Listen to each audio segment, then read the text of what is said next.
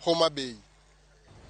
Bang' doho mamalo golo ng'eto ma puodho yiero mar William Ruto kaka jatend piny Kenya moyier, moko kuom oganda jo Kenya masiro kweth mar siasa mar Azimio la Umoja One Kenya osenyiso horuok kod muolo kata obedo ni ne ok giyie gi ng'eto ma kamano. Dwaro mar oganda mawuok Kaluo Nyanza chalo nade? Millicent Adhiambo miyowa ler mathoth ewi kaka jopiny loso ewi telo manyien ma koro donjo e pacho ka. Sani koro Geno duto ket mana mar dhi nyime gi ngima kaka pile bang' yiero. Moko kuom jopiny ma Kaluo kata kamano ni kod geno ni telo manyien ok dhi keto gi tenge. Kane gitwak kod Ramogi TV, oganda mawuok Kisumu County jokwayo William Ruto mondo kik bi jwang' gwenge mane ok osire lwedo. Ka bende giwacho ni otimie kata limbe e gwenge ma Kaluo mar temo kelo oganda jo Kenya kanyakla kaka joka ng'ato. Wakwayo jatelo ma Nyasaye osemiyowa kendo mokelo mi mondo watigo noti kodwa maber. Tuendelee vizuri, atuletee maendeleo na tuletee wiruba tuuzie mboga sababu kabro hatuwezi kuweka mboga. Wajo matagre waonge tich, waonge kibarua manyalo konyowa maber komiyo watu wanago nero kamano. Komachielo e kaunti ma Homa Bay kaachiel gi Migori, thor wach en mana jiwo dongruok e gwenge ma Kaluo. President no oseyier kendo weche yiero koro rumo, koro dongruok e mwadwaro. Geno ma wan go maduong' en ni President Ruto koro nyalo kelo nwa dongruok kaka jo Homa Bay. Tinenwa un gi Gladys Wanga, inenwa kuma untiere, school fee, mine ma chuogi nosetho, ikonyie.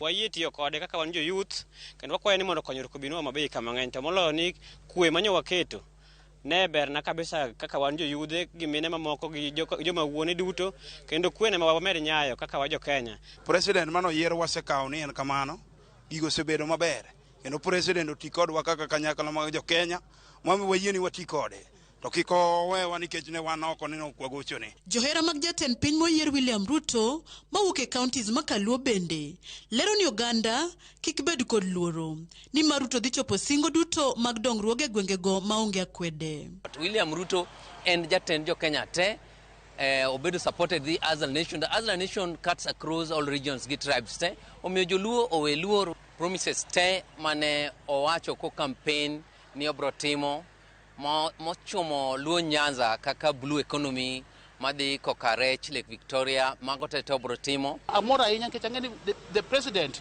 dhi biro Kisumu ka machiegni kabisa kaka nomiyo wach mare ni bang' yiero to biro Kisumu ka mondo rom gi jo bodaboda, mondo rom gi jo Bokoteni, dhano duto te mondo ting' malo. Okil Kamaloka James Mwamu ma en jalony e weche mag siasa to lero ni kaka jatelo Ruto koro tine jo Kenya te kendo kaber to tiek dongruoge mane ochaki Kaluo kod jatend piny Uhuru Kenyatta bang' mosruok mane obedo e kinde kod Raila Odinga. Kata kane wagocho ne majority no gocho ne Honorable Prime Minister Raila Odinga kamano, to mano right wa mar gocho ne ng'ata mwadwaro. Momiyo mano ok onego bende tamo ni development project okonego beni tamore biro thurwa ka. Emomiyo wakwayo ker ni mondo koro bed kaka president maji duto. Nitie projects manyoche President Uhuru ochako machalo kaka port ka nyocho Uhuru chako nyocho dwa gero economic zone. En gima koro yangore ni ngima nyaka dhi nyime. Wenge jo Kenya sani rango jatend piny manoyier William Ruto ka gigeno ni obiro chopo dongruoge mane osingo ka owuok e chuogo yore mag tije, bero weche mag ohala, pur kod thieth e kind dongruoge mamoko pacho kae. Millicent Adhiambo, Ramogi TV. Commissioners ang'wen mag duol mar yiero IEBC